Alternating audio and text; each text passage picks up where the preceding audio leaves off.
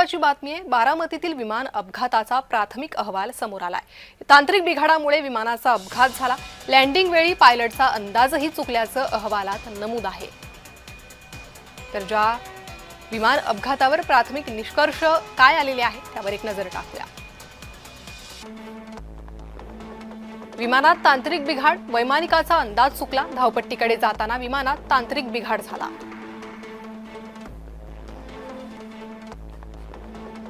नियंत्रण प्रणाली किंवा इंजिनमध्ये अखेरच्या क्षणी समस्या उद्भवल्याने विमान अस्थिर झालं।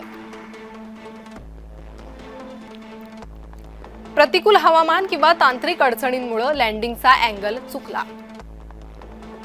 विमान नियोजित ठिकाणाऐवजी धावपट्टीच्या बाजूला आदळलं।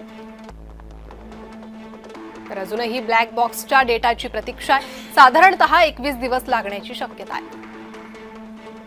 त्यामुळे आता ब्लॅक बॉक्सच्या डेटामध्ये काय समोर येतं त्याकडे ही नजर लागलेली आहे। तर सध्या हा प्राथमिक निष्कर्ष, प्राथमिक अहवाल हा समोर आलेला आहे, ज्यामध्ये अपघाताची कारणं यांचा अंदाज लावण्यात आला आहे।